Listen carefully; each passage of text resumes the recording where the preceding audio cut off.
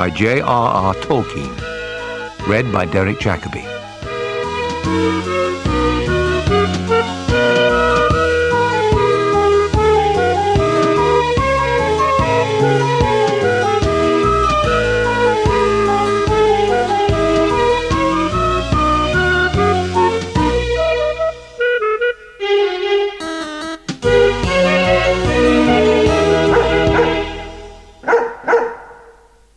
Once upon a time, there was a little dog, and his name was Rover.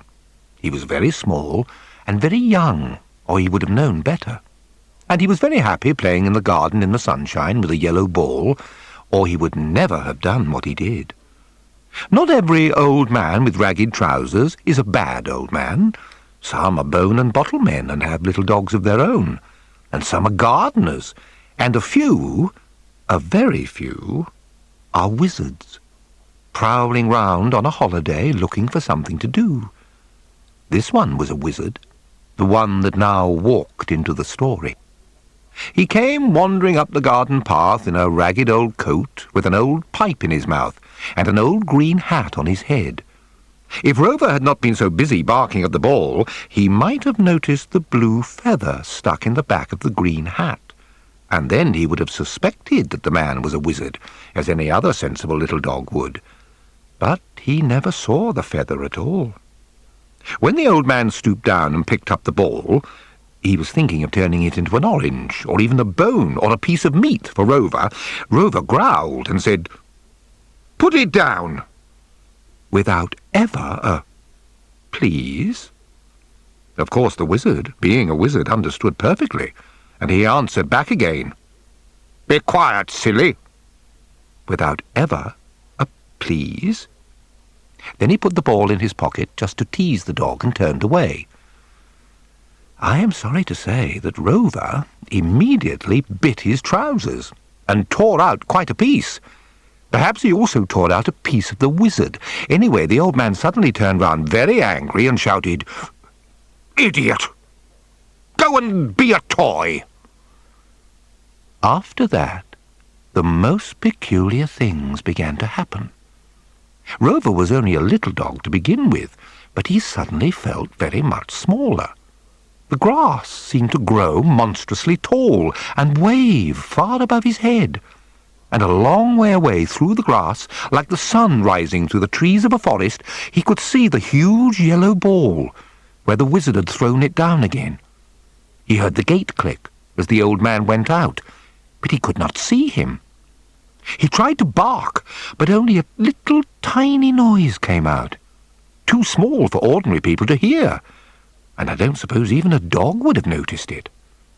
So small had he become that I am sure if a cat had come along just then, she would have thought Rover was a mouse and would have eaten him.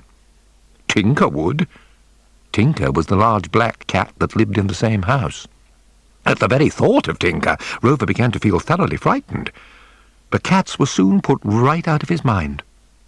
The garden about him suddenly vanished, and Rover felt himself whisked off, he didn't know where. When the rush was over, he found he was in the dark, lying against a lot of hard things, and there he lay, in a stuffy box by the feel of it, very uncomfortably for a long while. He had nothing to eat or drink, but worst of all, he found he could not move. At first he thought this was because he was packed so tight, but afterwards he discovered that in the daytime he could only move very little and with a great effort, and then only when no one was looking. Only after midnight could he walk and wag his tail, and a bit stiffly at that. He had become a toy. And because he had not said please to the wizard, now, all day long, he had to sit up and beg. He was fixed like that. After what seemed a very long, dark time, he tried once more to bark loud enough to make people hear. Then he tried to bite the other things in the box with him. Stupid little toys, really only made of wood or lead, not enchanted real dogs like Rover. But it was no good. He could not bark or bite. Suddenly, someone came and took off the lid of the box and let in the light. "We had better put a few of these animals in the window this morning, Harry," said a voice, and a hand came into the box. "Where did this one come from?" said the voice, as the hand took hold of Rover. "I don't remember seeing this one before. It's no business in the threepenny box, I'm sure. Did you ever see anything so real-looking? Look at its fur and its eyes." "Mark him sixpence," said Harry, "and put him in the front of the window." There, in the front of the window, in the hot sun, poor little Rover had to sit all the morning and all the afternoon till nearly tea-time, and all the while he had to sit up and pretend to beg, though really, in his inside, he was very angry indeed. "I'll run away from the very first people that buy me," he said to the other toys. "I'm real, I'm not a toy, and I won't be a toy. But I wish someone would come and buy me quick. I hate this shop, and I can't move, all stuck up in the window like this." "What do you want to move for?" said the other toys. "We don't. It's more comfortable standing still thinking of nothing. The more you rest, the longer you live. So just shut up. We can't sleep while you're talking, and there are hard times in rough nurseries in front of some of us." They would not say any more. So poor Rover had no one at all to talk to, and he was very miserable, and very sorry he had bitten the wizard's trousers. I could not say whether it was the wizard or not who sent the mother to take the little dog away from the shop. Anyway, just when Rover was feeling his miserablest, into the shop she walked with a shopping basket. She had seen Rover through the window, and thought what a nice little dog he would be for her boy. She had 3 boys, and one was particularly fond of little dogs, especially of little black and white dogs. So she bought Rover, and he was screwed up in paper and put in her basket among the things that she'd been buying for tea. Rover soon managed to wriggle his head out of the paper. He smelt cake, but he found he could not get at it, and right down there among the paper bags he growled a little toy growl. Only the shrimps heard him, and they asked him what was the matter. He told them all about it, and expected them to be very sorry for him. But they only said, "How would you like to be boiled? Have you ever been boiled?" "No, I've never been boiled as far as I remember," said Rover, "though I have sometimes been bathed, and that is not particularly nice. But I expect boiling isn't half as bad as being bewitched." "Then you have certainly never been boiled," they answered. "You know nothing about it. It's the very worst thing that could happen to anyone. We are still red with rage at the very idea." Rover did not like the shrimps, so he said, "Never mind, they will soon eat you up, and I shall sit and watch them." After that, the shrimps had no more to say to him, and he was left to lie and wonder what sort of people had bought him. He soon found out. He was carried to a house, and the basket was set down on a table, and all the parcels were taken out. The shrimps were taken off to the larder, but Rover was given straight away to the little boy he had been bought for, who took him into the nursery and talked to him. Rover would have liked the little boy if he had not been too angry to listen to what he was saying to him. The little boy barked at him in the best dog language he could manage. He was rather good at it, but Rover never tried to answer. All the time he was thinking he had said he would run away from the first people that bought him, and he was wondering how he could do it. And all the time he had to sit up and pretend to beg, while the little boy patted him and pushed him about over the table and along the floor. At last night came, and the little boy went to bed, and Rover was put on a chair by the bedside, still begging until it was quite dark. The blind was down, but outside the moon rose up out of the sea and laid the silver path across the waters that is the way to places at the edge of the world and beyond, for those that can walk on it.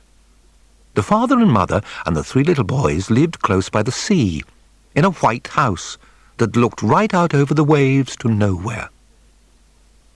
When the little boys were asleep, Rover stretched his tired, stiff legs and gave a little bark that nobody heard, except an old wicked spider up a corner. Then he jumped from the chair to the bed, and from the bed he tumbled off onto the carpet. And then he ran away, out of the room and down the stairs and all over the house. Although he was very pleased to be able to move again, and having once been real and properly alive, he could jump and run a good deal better than most toys at night, he found it very difficult and dangerous getting about. He was now so small that going downstairs was almost like jumping off walls, and getting upstairs again was very tiring and awkward indeed. And it was all no use. He found all the doors shut and locked, of course, and there was not a crack or a hole by which he could creep out. So poor Rover could not run away that night, and morning found a very tired little dog sitting up and pretending to beg on the chair, just where he had been left. The two older boys used to get up when it was fine and run along the sands before their breakfast. That morning, when they woke and pulled up the blind, they saw the sun jumping out of the sea, all fiery red, with clouds about his head, as if he had had a cold bathe and was drying himself with towels. They were soon up and dressed, and off they went down the cliff and onto the shore for a walk, and Rover went with them. Just as little boy 2, to whom Rover belonged, was leaving the bedroom, he saw Rover sitting on the chest of drawers, where he had put him while he was dressing. "He is begging to go out," he said, and put him in his trouser pocket. But Rover was not begging to go out, and certainly not in a trouser pocket. He wanted to rest and get ready for the night again, for he thought that this time he might find a way out and escape, and wander away and away until he came back to his home and his garden and his yellow ball on the lawn. He had a sort of idea that if once he could get back to the lawn, it might come all right. The enchantment might break, or he might wake up and find it had all been a dream. So, as the little boys scrambled down the cliff path and galloped along the sands, he tried to bark and struggle and wriggle in the pocket. Try how he would, he could only move a very little, even though he was hidden and no one could see him. Still, he did what he could, and luck helped him. There was a handkerchief in the pocket, all crumpled and bundled up, so that Rover was not very deep down. And what with his efforts and the galloping of his master, before long he had managed to poke out his nose and have a sniff around. Very surprised he was, too, at what he smelt and what he saw. He had never either seen or smelt the sea before, and the country village where he had been born was miles and miles from sound or snuff of it. Suddenly, as he was leaning out, a great big bird, all white and grey, went sweeping by just over the heads of the boys, making a noise like a great cat on wings. Rover was so startled that he fell right out of the pocket, onto the soft sand, and no one heard him. The great bird flew on and away, never noticing his tiny barks, and the little boys walked on and on along the sands, and never thought about him at all. At first, Rover was very pleased with himself. "I've run away! I've run away!" he barked, toy barking that only other toys could have heard, and there were none to listen. Then he rolled over and lay in the clean, dry sand that was still cool from lying out all night under the stars. But when the little boys went by on their way home and never noticed him, and he was left all alone on the empty shore, he was not quite so pleased. The shore was deserted, except by the gulls. Beside the marks of their claws on the sand, the only other footprints to be seen were the tracks of the little boys' feet. That morning they had gone for their walk on a very lonely part of the beach that they seldom visited.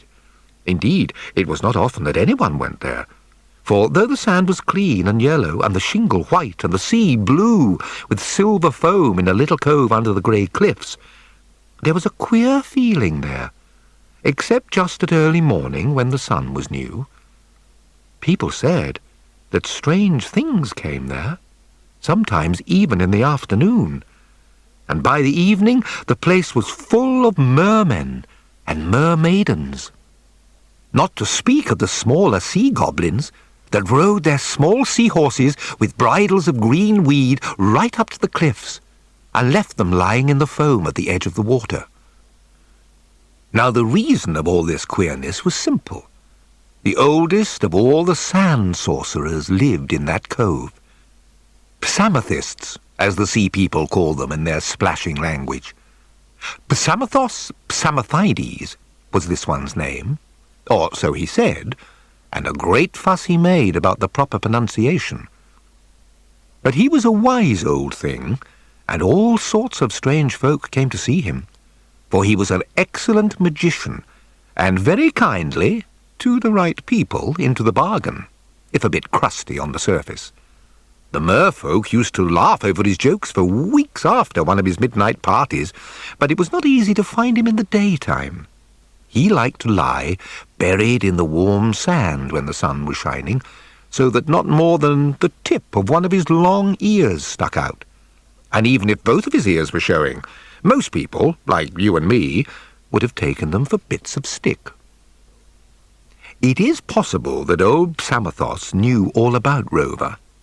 He certainly knew the old wizard who had enchanted him, for magicians and wizards are few and far between, and they know one another very well, and keep an eye on one another's doings too, not always being the best of friends in private life. At any rate, there was Rover, lying in the soft sand, and beginning to feel very lonely and rather queer, and there was Psamathos, though Rover did not see him, peeping at him out of a pile of sand that the mermaids had made for him the night before.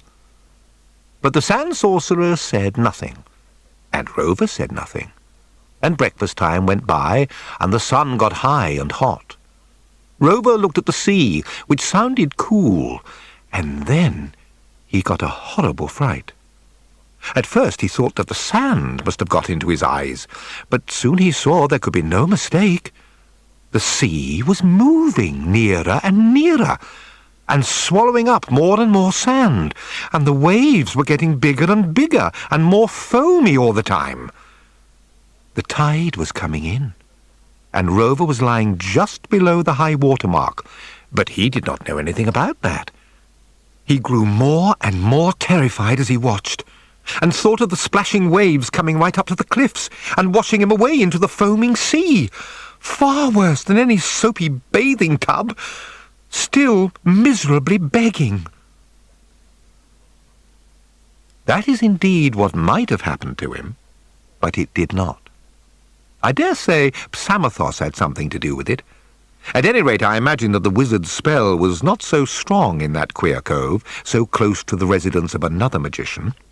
Certainly, when the sea had come very near, and Rover was nearly bursting with fright as he struggled to roll a bit further up the beach, he suddenly found he could move. His size was not changed, but he was no longer a toy. He could move quickly and properly with all his legs, daytime though it still was. He need not beg any more, and he could run over the sands where they were harder, and he could bark, not toy barks, but real sharp little fairy dog barks, equal to his fairy dog size. He was so delighted, and he barked so loud, that if you had been there, you would have heard him then, clear and far away, like the echo of a sheepdog coming down the wind in the hills. And then the sand sorcerer suddenly stuck his head out of the sand. He certainly was ugly, and about as big as a very large dog. But to Rover, in his enchanted size, he looked hideous and monstrous. Rover sat down and stopped barking at once. "What are you making such a noise about, little dog?" said Psamathos Psamathides. "This is my time for sleep."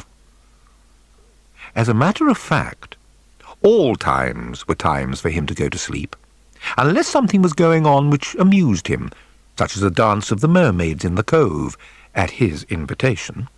In that case, he got out of the sand and sat on a rock to see the fun.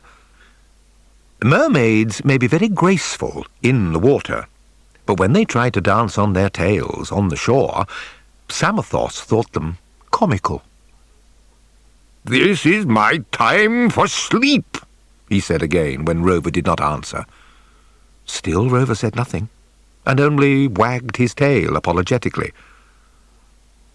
"Do you know who I am?" he asked.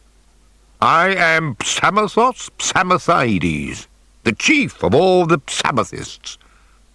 He said this several times, very proudly, pronouncing every letter, and with every P he blew a cloud of sand down his nose. Rover was nearly buried in it, and he sat there looking so frightened and so unhappy that the sand sorcerer took pity on him. In fact, he suddenly stopped looking fierce and burst out laughing. "You are a funny little dog, little dog.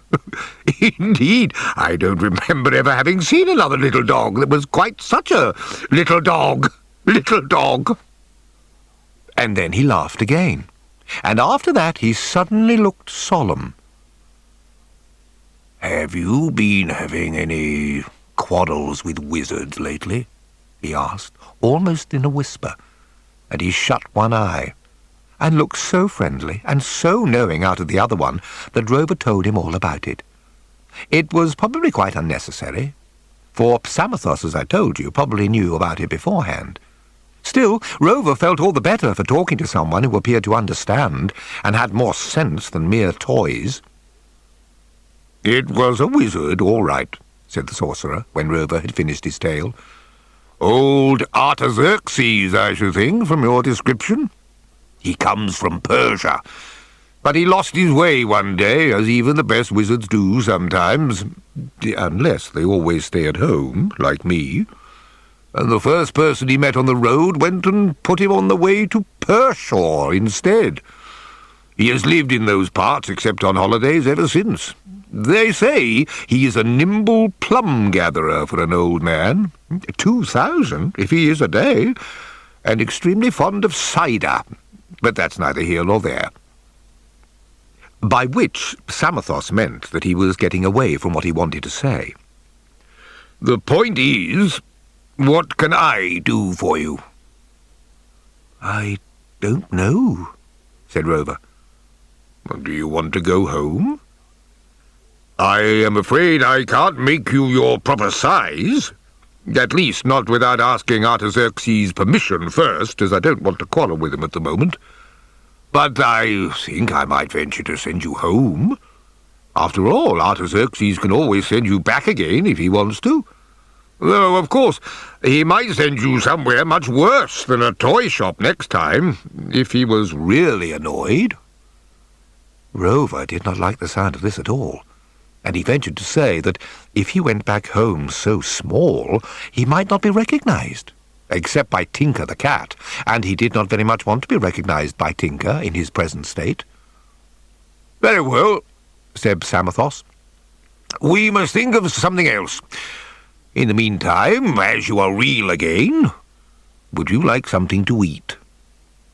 Before Rover had time to say, "Yes, please, yes, please," there appeared on the sands in front of him a little plate with bread and gravy and 2 tiny bones of just the right size and a little drinking bowl full of water with "Drink, puppy, drink" written round it in small blue letters.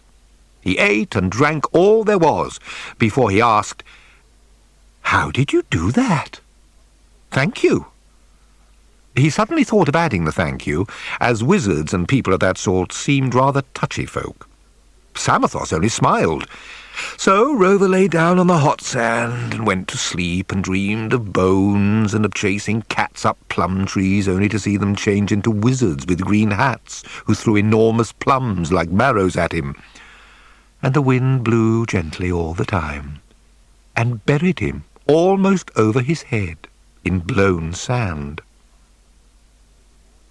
That is why the little boys never found him, although they came down into the cove specially to look for him, as soon as Little Boy 2 found he was lost.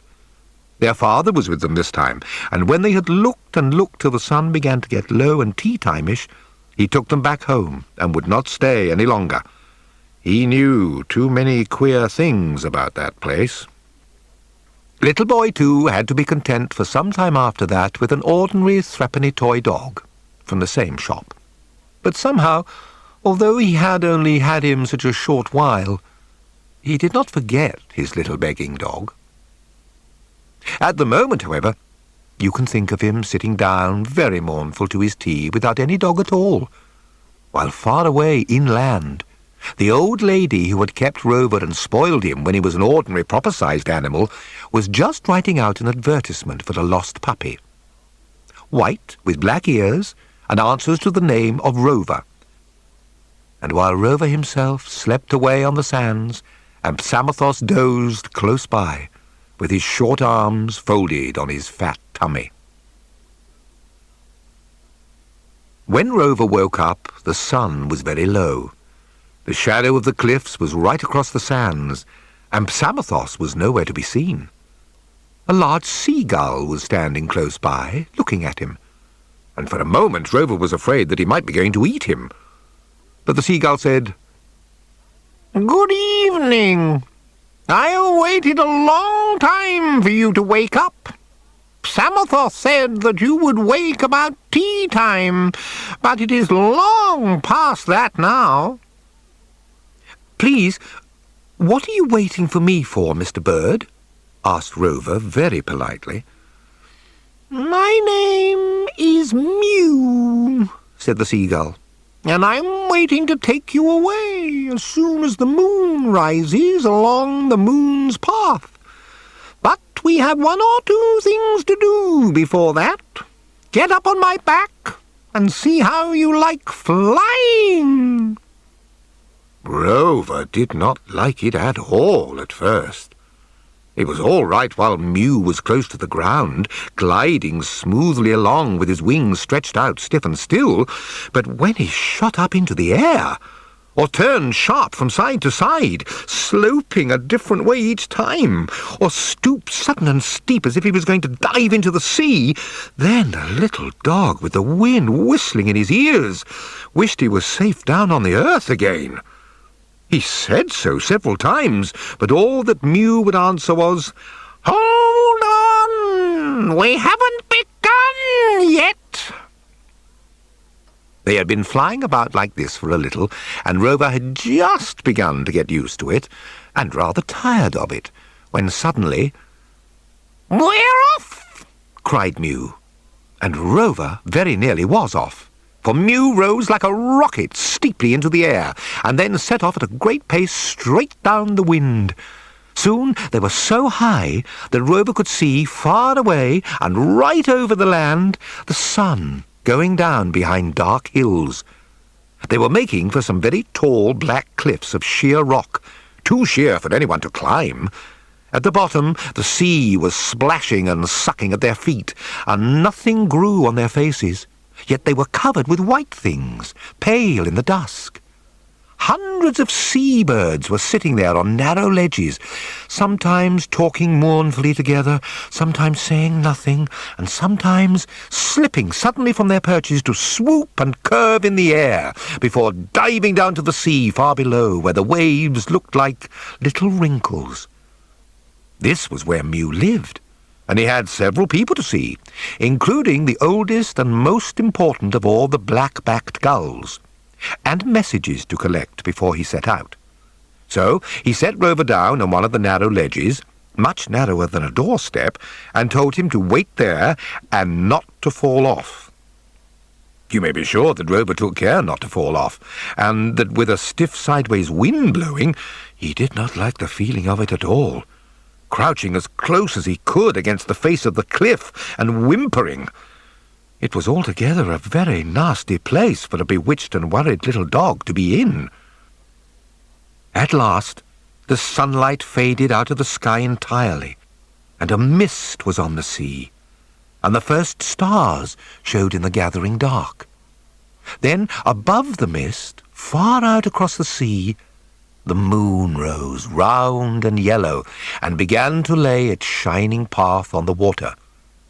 Soon after, Mew came back and picked up Rover, who had begun to shiver miserably. The bird's feathers seemed warm and comfortable after the cold ledge on the cliff, and he snuggled in as close as he could. Then Mew leapt into the air, far above the sea, and all the other gulls sprang off their ledges and cried and wailed goodbye to them, as off they sped along the moon's path, that now stretched straight from the shore to the dark edge of nowhere. Rover did not know in the least where the moon's path led to, and at present he was much too frightened and excited to ask. And anyway, he was beginning to get used to extraordinary things happening to him. As they flew along, above the silver shimmer on the sea, the moon rose higher and grew whiter and more bright, till no stars dared stay anywhere near it, and it was left, shining all alone in the eastern sky. No doubt Mew was going by Psamatho's orders to where Psamatho wanted him to go, and no doubt Psamatho helped Mew with magic, for he certainly flew faster and straighter than even the great gulls ordinarily fly, even straight down the wind when they are in a hurry. Yet it was ages before Rover saw anything except the moonlight and the sea below, and all the time the moon got bigger and bigger, and the air got colder and colder. Suddenly, on the edge of the sea, he saw a dark thing, and it grew as they flew towards it, until he could see that it was an island. Over the water and up to them came the sound of a tremendous barking, a noise made up of all the different kinds and sizes of barks there are, yaps and yelps and yammers and yowls, growling and grizzling, whickering and whining, snickering and snarling, mumping and moaning, and the most enormous baying, like a giant bloodhound in the backyard of an ogre. All Rover's fur around his neck suddenly became very real again, and stood up stiff as bristles, and he thought he would like to go down and quarrel with all the dogs there at once, until he remembered how small he was. "That's the Isle of Dogs," said Mew. "Or rather, the Isle of Lost Dogs, where all the lost dogs go that are deserving or lucky. It isn't a bad place, I'm told, for dogs, and they can make as much noise as they like without anyone telling them to be quiet or throwing anything at them. They have a beautiful concert, all barking together their favourite noises whenever the moon shines bright. They tell me there are bone trees there too, with fruit like juicy meat bones that drops off the trees when it's ripe. No, we are not going there just now. You see, you can't be called exactly a dog, though you are no longer quite a toy.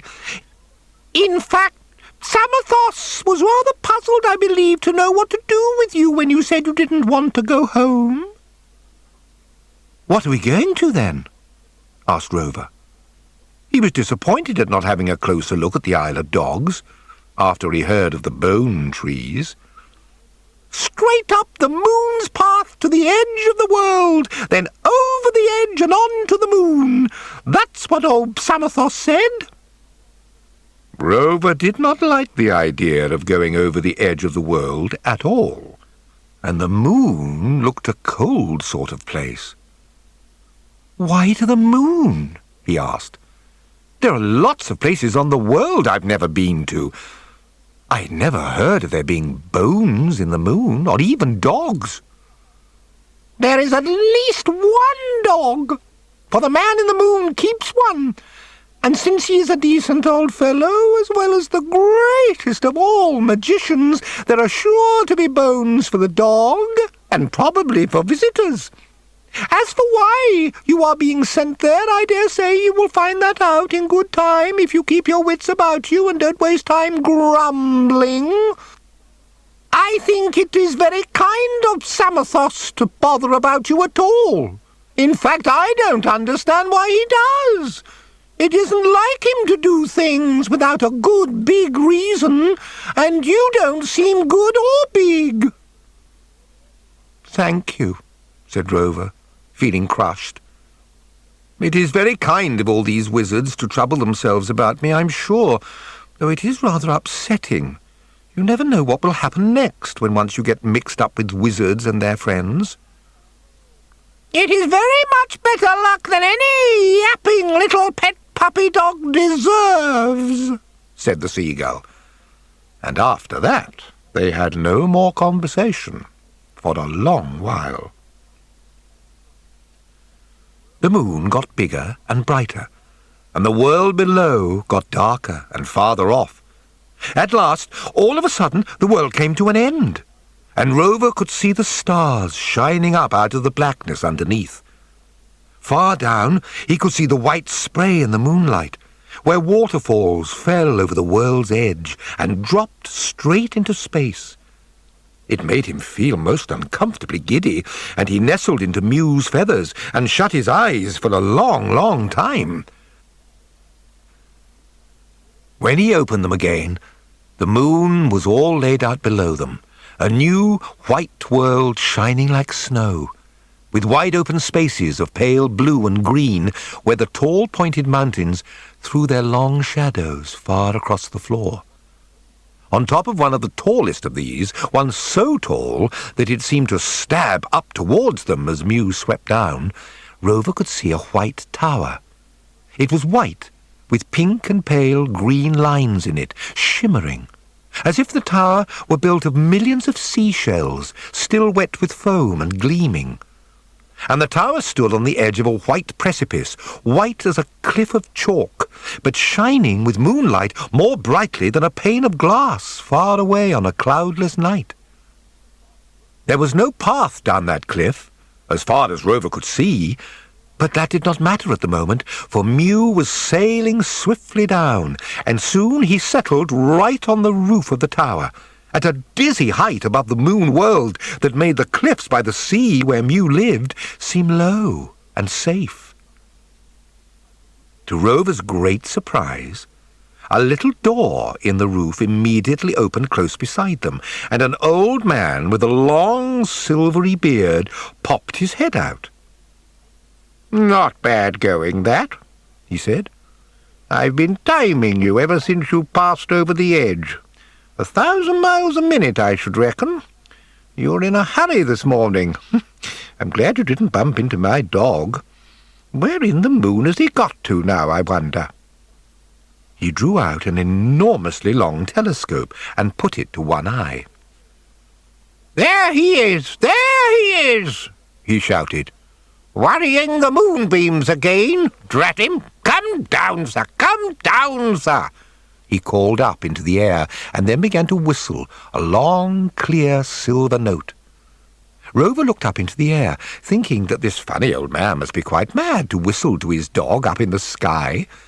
But, to his astonishment, he saw, far up above the tower, a little white dog on white wings, chasing things that looked like transparent butterflies. "Rover! Rover!" called the old man. And just as our Rover jumped up on Mew's back to say, "Here I am," without waiting to wonder how the old man knew his name, he saw the little flying dog dive straight down out of the sky and settle on the old man's shoulders. Then he realized that the man in the moon's dog must also be called Rover. He was not at all pleased, but as nobody took any notice of him, he sat down again and began to growl to himself. The man in the moon's Rover had good ears, and he at once jumped onto the roof of the tower and began to bark like mad. And then he sat down and growled. "Who brought that other dog here?" "What other dog?" said the man. "That silly little puppy on the seagull's back," said the moon dog. Then, of course, Rover jumped up again and barked his loudest. "Silly little puppy yourself! Who said that you could call yourself Rover? A thing more like a cat or a bat than a dog." From which you can see that they were going to be very friendly before long. That is the way, anyhow, the little dogs usually talk to strangers of their own kind. "Oh, fly away, you two, and stop making such a noise. I want to talk to the postman," said the man. "Come on, Tiny Tot," said the moon dog. And then Rover remembered what a tiny tot he was, even beside the moon dog, who was only small, and instead of barking something rude, he only said, "I would like to, if only I had some wings and knew how to fly." "Wings?" said the man in the moon. "That's easy. Have a pair and be off."